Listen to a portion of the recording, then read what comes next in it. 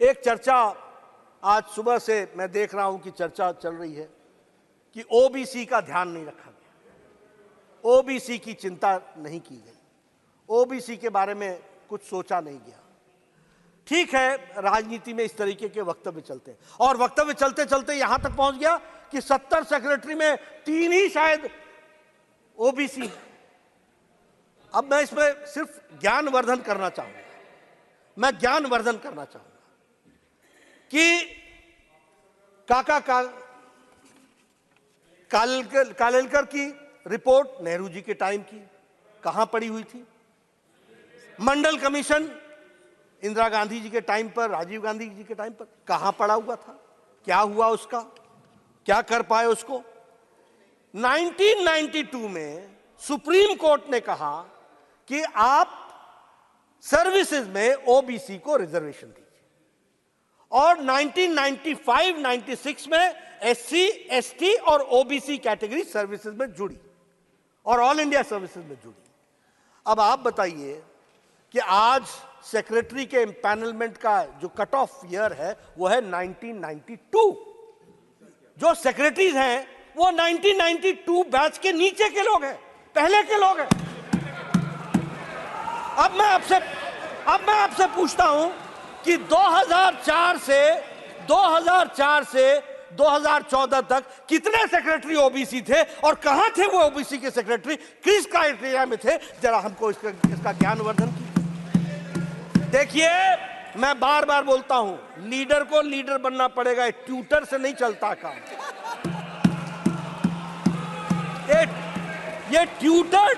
ये tutored statement से नहीं चलता है काम, और वह भी ट्यूटर अगर कोई लीडर हो तो भी समझ में आता है। ये एनजीओ को लेकर के आ जाते हो, जिन एनजीओ को जिनको आता न पता न सता, कोई चीज जानकारी नहीं, वो आपको समझाते हैं और आप बोल करके सोचो I was shocked and shattered and shocked. अरे भाई, शौक तो लगना ही था, जब पढ़ना ही नहीं पूरा तो शौक ही लगेगा, और क्या होगा? ये परिस्थिति आकर के खड़ी होती है। लेकिन मैं यहां ये बताना चाहूंगा,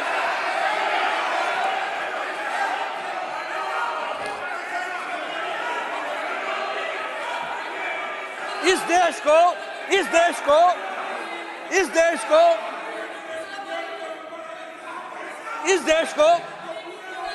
सर पॉकेट में हाथ रख करके बोला नहीं जाता है।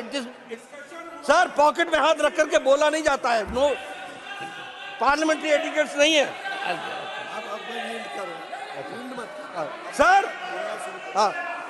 ये भारत में, आजाद भारत में ओबीसी की बात करते हैं, ओबीसी की बात करते हैं। भारत को पहला ओबीसी प्रधानमंत्री भारतीय जनता पार्टी एनडीए ने दिया, यह भी हमको ध्यान रखना। ये ओबीसी की बात करते हैं। मैं कांग्रेस की बात कर रहा हूं, कांग्रेस। और भैया, मैं कांग्रेस की बात, कांग्रेस। दूसरा आज 27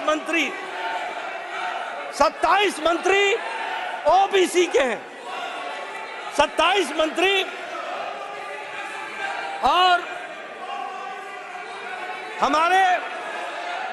हमारे एमपीज,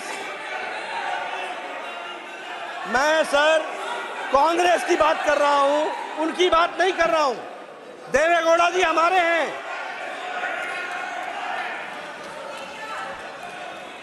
ओबीसी, मैं कांग्रेस की बात कर रहा हूं। Congress, I am not talking about Janata Dal, I am talking about Congress. That first Prime Minister has been given by NDA OBC, that is Narendra Modi by NDA. Never Congress has given. मैं OBC,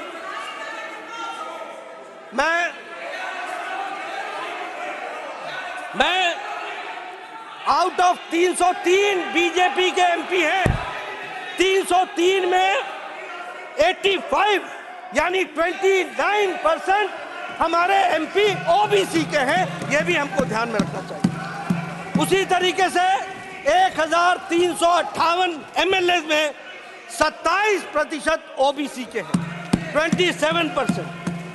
out of 163 हमारे MLC जो हैं उसमें 40% OBC के हैं। मैंने जैसा कहा कि 303 एमपी में 85 यानी 29% MPs are from OBC community. Out of 1,358 MLAs, we have 27% OBC. And I repeat that among the MLCs, 163 हमारे MLCs हैं, जिसमें से 40% OBC है। यह भी हमको ध्यान में रखना। इसलिए अगर कहा जाए, फिर मैं बोल रहा हूं, कांग्रेस की बात कर रहा हूं, कांग्रेस के जितने एमपी हैं उससे ज्यादा तो हमारे ओबीसी एमपी हैं। यह भी हमको ध्यान रखना चाहिए, यह भी हमको ध्यान रखना चाहिए। इसलिए ये और देखिए हाँ, मैं सिर्फ लोकसभा की बात कर रहा हूं।